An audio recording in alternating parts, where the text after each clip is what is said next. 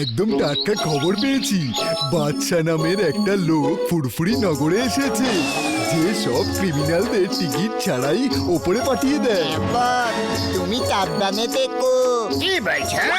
যদি তোমাদের কথাটা সত্যি হয় তাহলে যতক্ষণ না বাদশা ফুরফুরি নগর থেকে চলে যাচ্ছে আমরা আমাদের ডেরাটা বরং বদলে নি। বেঁচে কোথায় যাবে? যেখানেই যাবে আমাকেই পাবে। আম্মা এই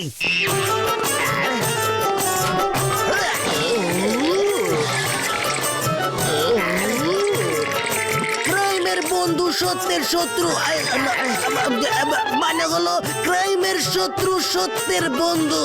আমি হলাম বাদশা। এবার তুমি ওপরওয়ালার কাছে যাওয়ার জন্য তৈরি হয়ে নাও, কারণ তোমাদের ক্রাইমের গোড়া ভর্তি হয়ে গেছে। না, আমি কোনো ক্রাইম করিনি।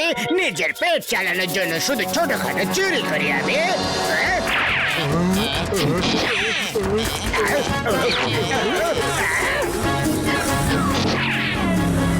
বসের জনকে কি ভয় দেখালেন?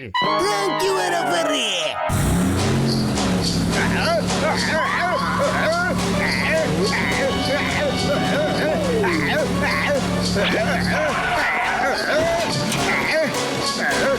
বস, আমি তো যাচ্ছি।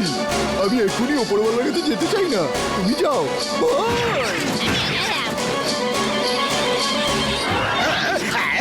কি ব্যাপার, আমার পেছনেই পড়ে আছো কেন? ক্রাইমের শত্রু সত্যের বন্ধু, আমার নাম হলো বাদশা। এবার আমি সব অপরাধীদের শেষ করে দেব, আর তুমিও বাঁচবে না। তুমি কে হো ভাই শাস্তি ঘোষণা করার? অপরাধ দমন করার জন্য থানা আছে, আদালত আছে, আইন আছে, চিংগাম স্যার আছে। তোমার কি যায় আসে? এই আদালতটা সেখান থেকে শুরু হয় যেখান থেকে চিংগামের আদালত শেষ হয়, আর এই আদালতে নো আপিল, নো দলিল, সোজা বিচার।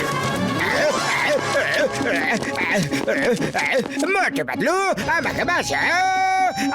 আমি জীবনে ভালো কিছু করতে চাই, একজন ভালো মানুষ হয়ে বাঁচতে চাই, কিন্তু বাদশা নামের একটা অপরাধী জবরদস্তি করে আমার ওর গ্যাংয়ে যোগ দেওয়াতে চায়। ওই দেখো, ও সামনে থেকে আসছে। প্লিজ প্লিজ আমায় বাঁচাও।